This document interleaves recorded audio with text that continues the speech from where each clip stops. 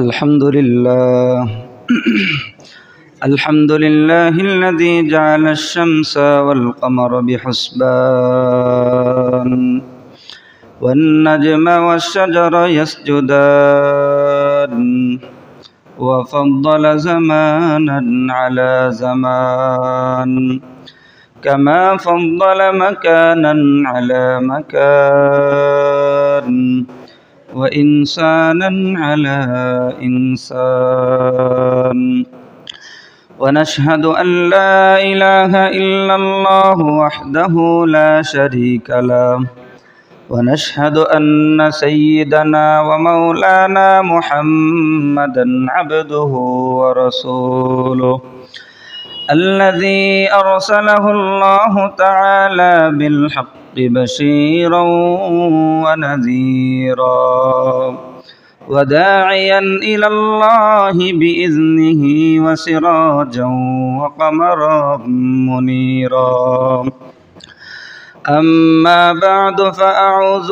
بالله من الشيطان الرجيم بسم الله الرحمن الرحيم إن الذين يتلون كتاب الله وأقاموا الصلاة وأنفقوا مما رزقناهم سرا وعلانية يرجون تجارة لن تبور وقال تعالى في آية أخرى شهر رمضان الذي أنزل فيه القرآن هدى للناس وبينات من الهدى والفرقان وقال رسول الله صلى الله عليه وسلم خيركم من تعلم القرآن وعلمه أو كما قال عليه الصلاة والسلام اللهم صل على روح محمد في الأرواح وصل على جسد محمد في الأجساد وصل على قلب محمد في القلوب وصل على قبر محمد في القبور আলহামদুলিল্লাহ আল্লাহ তাআলার প্রতি লক্ষ কোটি শুকরিয়া যিনি আমাদেরকে এই পবিত্র দিন জুমার দিন পবিত্র মাস মাহে রমজান মাস আল্লাহর ঘর মসজিদে আমাদের সবাইকে আল্লাহর ইবাদতের জন্য একত্রিত হওয়ার তৌফিক দান করেছেন। এই জন্য সবাই কালিমাতুশ শুকরিয়া আদায় করি আলহামদুলিল্লাহ। লক্ষ্য করি দরুদ ও সালাম বিশ্ব মানবতার দূত আকায়ে নামদার মদিনা কা তাজদার হযরত মুহাম্মদুর রাসূলুল্লাহ সাল্লাল্লাহু আলাইহি ওয়াসাল্লামের প্রতি। প্রিয় ভাইরা, আমি যে আয়াত এবং হাদিস তেলাওয়াত করেছি, পাঠ করেছি, এই আয়াত এবং হাদিসের আলোকে কোরআন সম্পর্কে কিছু আলোচনা করার চেষ্টা করব ইনশাআল্লাহ তাআলা। আল্লাহ তাআলা কোরআনে বলেন শাহরু রমাদান আল্লাযী উনজিলা ফীহিল কুরআন, এই রমজান মাস পবিত্র মাস, যে মাসে আমি কোরআন নাজিল করেছি। হুদাল লিন্নাস, আর এই কোরআন মানুষের জন্য হেদায়েত, পথ প্রদর্শক। ওয়া বাইয়িনাতিম মিনাল হুদা ওয়াল ফুরকান, এবং এটা সুস্পষ্ট পথ প্রদর্শক এবং হক বাতিলের মাঝে পার্থক্যকারী, এমন একটি কোরআন এটা। কোরআন এটি কিতাবের নাম যা আল্লাহ তাআলার পক্ষ থেকে নাজিলকৃত। কোরআন শাব্দিক অর্থ হলো পড়তে থাকা। এই কারণেই দেখবেন কোরআন মানুষ বারবার পড়া হয়, এটা সময় বারবার পড়তে থাকা হয়। কোরআন শাব্দিক অর্থে হলো পড়তে থাকা। এই কোরআনের অনেক নাম রয়েছে, বহু নাম রয়েছে। এই কোরআনের এক নাম হলো জিকির। আল্লাহ তাআলা বলেন ইন্না নাহনু নাযালনা যিকরা ওয়া ইন্না লাহু লাহাফিযুন। এই কোরআনের একটা নাম হলো রূহ। আল্লাহ বলেন ওয়া কাযালিকা আওহাইনা ইলাইকা রূহাম মিন আমরিনা। এই কোরআনের একটা নাম হলো ফুরকান। আল্লাহ বলেন তাবারাকাল্লাযী নাযালাল ফুরকান আলা আবদিহি মুহাম্মদ সাল্লাল্লাহু আলাইহি ওয়াসাল্লাম। আল্লাহ তাআলা অপর আয়াতে এই কোরআনের নাম বলেন নূর, ইন্না আনজালনা ইলাইকা নূরাম মুবিনা। বিভিন্ন সময় আল্লাহ তাআলা এই কোরআনের নাম বিভিন্নভাবে ডাক দিয়েছেন। কোরআনের নাম বহু, তার মধ্যে একটা নাম হলো কোরআন। কোরআন কি? আমরা জানি পৃথিবীতে আল্লাহ তাআলা ব্যতীত যা কিছু রয়েছে সবগুলো আল্লাহ তাআলা সৃষ্টি করেছেন, সবগুলোই আল্লাহ তাআলার মাখলুক। আসমান জমিন কিচ্ছুই ছিল না, শুধু আল্লাহই ছিলেন। পরবর্তীতে আল্লাহ তাআলা সব সৃষ্টি করেছেন। কোরআন সম্পর্কে আমাদের আকীদা কী হওয়া চাই, বিশ্বাস কেমন রাখা চাই? কোরআন এটা কি আল্লাহ তাআলার মাখলুক, সৃষ্টি নাকি সৃষ্টি না? আহলে সুন্নাত আল জামাত সঠিক দলের আকীদা হলো কোরআন আল্লাহর সৃষ্টি না, কোরআন হলো আল্লাহ তাআলার কালাম, কালামুল্লাহ, আল্লাহ তাআলার কথা, আল্লাহ তাআলার একটা গুণ। আল্লাহর গুণ কখনো কি হয় না? সৃষ্টি হয় না। তাহলে কোরআন সম্পর্কে আমাদের আকীদা কি হবে? কোরআন আল্লাহর সৃষ্টি না, বরং কোরআন আল্লাহ তাআলার একটা গুণ, আল্লাহ তাআলার কথা, যেটা আল্লাহ তাআলার বৈশিষ্ট্য, শুধু আল্লাহ তাআলার সাথেই খাস।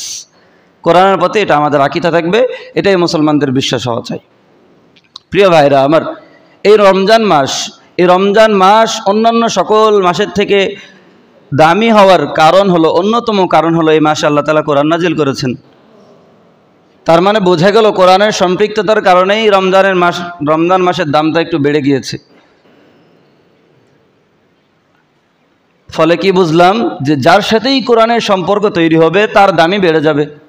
আমাদের নবী, প্রিয় নবী হযরত মুহাম্মদুর রাসূলুল্লাহ সাল্লাল্লাহু আলাইহি সাল্লাম সকল নবীর থেকে শ্রেষ্ঠ হয়েছেন এই কোরআনের কারণেই। জিবরাইল আলাইহিস সালাম কোরআন নাজিল করেছেন, নিয়ে এসেছেন আল্লাহ তাআলার কাছ থেকে, এই কারণে তিনি দামি হয়ে গিয়েছেন।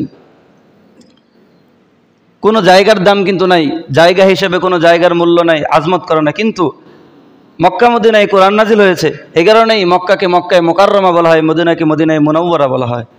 কোরআনের কারণেই জায়গারও দাম বেড়ে গিয়েছে। তো এই কোরআন যদি কোনো ব্যক্তির সাথে সম্পৃক্ত হয়ে যায় তাহলে ওই ব্যক্তিরও দাম বেড়ে যাবে। যার সাথে সম্পৃক্ত হবে তারই দাম বেড়ে যাবে, যে এটাকে মেনে চলবে তারই দাম বেড়ে যাবে, যে অবহেলা করবে সেই বঞ্চিত হবে, সেই ধ্বংস হয়ে যাবে। চলেন জেনে আসি কোরআন হাদিসের আলোকে কোরআনের গুরুত্ব ফজিলত সম্পর্কে। আল্লাহ তাআলা বলেন, ইন্নামাল মুমিনুনা আল্লাযীনা ইযা যুকিরাল্লাহু ওয়াজিলাত কুলুবুহুম ওয়া ইযা তুলিয়াত আলাইহিম আয়াতুহু যাদাতহুম ঈমানান ওয়া আলা রাব্বিহিম ইয়াতাওয়াক্কালুন। আল্লাহ বলেন, ইন্নামাল মুমিনুনা আল্লাযীনা ইযা যুকিরাল্লাহ, মুমিন হলো ওই সমস্ত ব্যক্তি যখন তাদের কাছে আল্লাহ তাআলার স্মরণ করা হবে, আল্লাহর নাম স্মরণ করে দেওয়া হবে, ওয়াজিলাত কুলুবুহুম, তাদের অন্তরগুলো ভয়ে প্রকম্পিত হয়ে যাবে। وَإِذَا تُلِيَتْ عَلَيْهِمْ آيَاتُهُ زَادَتْهُمْ ঈমানা, আর যখন তাদের সামনে আল্লাহ তাআলার কোরআন তেলাওয়াত করা হবে, পাঠ করে শোনানো হবে, যাদাতহুম ঈমানা, তখন এই কোরআন তেলাওয়াত তাদের ঈমানকে আরো বৃদ্ধি করতে থাকবে। কোরআন মানুষের ঈমান বৃদ্ধি করে। ভাইরা আমার, কোনো ঘর বাড়িতে যদি কোরআন তেলাওয়াত করা হয় আল্লাহ তাআলা তাদেরকে প্রতিদান দিবেন, এবং প্রতিদান দিতে দিতে বহুগুণে বেড়ে দিবেন। আল্লাহ তাআলা বলেন, ইন্নাল্লাযীনা ইয়াতলুনা কিতাবাল্লাহ, ওই সমস্ত ব্যক্তি যারা আল্লাহ তাআলার কোরআন তেলাওয়াত করে, কিতাব পাঠ করে, ওয়া আকামুস সালাহ, এবং নামাজ কায়েম করে, ওয়ানফাকু মিম্মা রাযাকনাহুম, এবং আমি তাদেরকে যে রিজিক দিয়েছি এই রিজিক থেকে আল্লাহর রাস্তায় খরচ করে, সিররাও ওয়া আলানিয়া, চাই গোপনে হোক চাই প্রকাশ্যে হোক। আল্লাহ বলেন, ইয়ারজুনা তিজারাতান লান তাবুর, এই সমস্ত যারা কাজ করে এরা ইয়ারজুনা তিজারাতান, এমন ব্যবসার আশা করে, লান তাবুর, যেটা কখনো লস হওয়ার নয়। সুবহানাল্লাহ। তাহলে লস হবে না, তাহলে কি হবে? আল্লাহ বলেন, লিওয়াফিয়াহুম উজুরাহুম ওয়া ইয়াজিদাহুম মিন ফাদলিহি, অচিরেই তাদের প্রতিদান দেওয়া হবে, এবং ওয়াজিদাহুম মিন ফাদলি, প্রতিদান দিয়ে ক্ষান্ত হবে না। আল্লাহ বলেন, আল্লাহর অনুগ্রহে আরো বেশি দেওয়া হবে, বাড়িয়ে দিতে থাকা হবে, কারণ ইন্নাহু গফুরুন শাকুর, তিনি হলো আল্লাহ তাআলা ক্ষমাশীল এবং গুণগ্রাহী। প্রিয় ভাইরা আমার, এই আয়াত বোঝায় কোন ঘর বাড়িতে যদি এই আয়াত তেলাওয়াত করা হয়, কোরআন শরীফ বারবার পাঠ করা হয়, কোরআনের তেলাওয়াত চলতে থাকে, তাহলে আল্লাহ তাআলা ওই ঘর বাড়িতে যত সমস্যা আছে আল্লাহ তাআলা সব সমস্যা দূর করে দিবেন। সুবহানাল্লাহ। কোরআনের মাধ্যমে সব সমস্যার সমাধান হয়ে থাকে। খলিফাতুল মুসলিমিন হযরত ওমর রাদিয়াল্লাহু তাআলা আনহুর জামানা চলছেন। তো তিনি একবার, হযরত ওমর রাদিয়াল্লাহু তাআলা আনহু মক্কার একজন শাসক নির্ধারণ করেছিলেন, যার নাম ছিল রাফি' বিন হারিস। তিনাকে ডাকলেন তার সাথে সাক্ষাৎ করার জন্য। মক্কার একটি জায়গা উসফান নামক জায়গায় ওই রাফি' নামক ব্যক্তি রহমতুল্লাহ আলাইহি, তিনি হযরত ওমর রাদিয়াল্লাহু তাআলা আনহু খলিফাতুল মুসলিমিনের সাথে সাক্ষাৎ করলেন। তো হযরত ওমর রাদিয়াল্লাহু তাআলা মক্কার শাসক হিসাবে নির্ধারণ করেছেন রাফি' নামক ব্যক্তিকে। আবার ওই মক্কার ছোট ছোট অঞ্চলের ছোটো ছোটো শাসকরা ছিল, ওরা আবার রাফে রহমতুল্লাহ আলাইহির অধীনে ছিলেন। তো পুরো অর্ধ জাহানের খলিফা ছিলেন হযরত ওমর রাদিয়াল্লাহু তাআলা আনহু। এই কারণে তিনি বিভিন্ন জায়গায় জায়গায় শাসক নির্ধারণ করেছেন। আবার ওই এলাকার ছোটো ছোটো শাসকরা ওই শাসকদের নিয়ন্ত্রণে থাকতো। তো যখন রাফে রহমতুল্লাহ আলাইহি হযরত ওমর রাদিয়াল্লাহু তাআলা আনহুর সাথে সাক্ষাৎ করলেন, তো ওমর রাদিয়াল্লাহু তাআলা তাকে জিজ্ঞাসা করলেন, ভাই কেমন আছেন, কী অবস্থা, দিনকান কেমন চলছে? তো তিনি বললেন, সব ঠিকঠাক আছে, আলহামদুলিল্লাহ, ভালো, শুকরিয়া। তখন হযরত ওমর রাদিয়াল্লাহু তাআলা তাকে জিজ্ঞাসা করলেন, অমুক এলাকায় আপনি কাকে শাসক নির্ধারণ করেছেন, কাকে শাসক হিসাবে নিয়োগ দিয়েছেন? তখন রাফে রহমতুল্লাহ আলাইহি বলেন, একজন আজাদকৃত গোলাম, তার নাম হলো ইবনে আফজা, তাকে আমি শাসক হিসাবে নির্ধারণ করেছি। ওমর রাদিয়াল্লাহু তাআলা বলেন, তুমি কি করছো? একজন আজাদকৃত গোলাম যার বেশি জ্ঞান নাই, তুমি তাকে কিভাবে একজন মুসলমানের শাসক হিসাবে নির্ধারণ করতে পারলা? রাফে রহমতুল্লাহ আলাইহি ডাক দিয়ে বলেন, খলিফাতুল মুসলিমিন, তার মধ্যে আমি 3টা গুণ পেয়েছি, যার কারণে আমি ওই ব্যক্তিকে মুসলমানের শাসক হিসাবে নির্ধারণ করেছি। ওমর রাদিয়াল্লাহু আনহু বললেন, সেগুলো কি?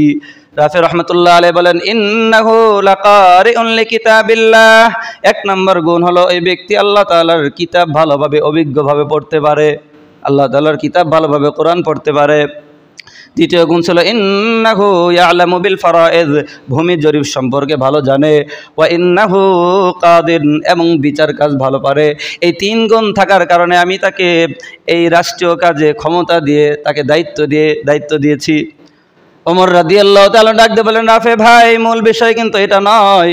আমা ইন্না নাবিয়্যাকুম সাল্লাল্লাহু আলাইহি ওয়াসাল্লাম ক্বাল, নবীজি বলেন, ইন্নাল্লাহা ইয়ারফাউ বিহাযাল কিতাবি আকওয়ামা ওয়া ইয়াদউ বিহিল আখারিন। কোরআন এমন একটি কিতাব, এই কিতাবের সাথে যার সম্পর্ক গড়ে উঠবে তার এই দাম বেড়ে যাবে, চাই গোলামি হোক না কেন।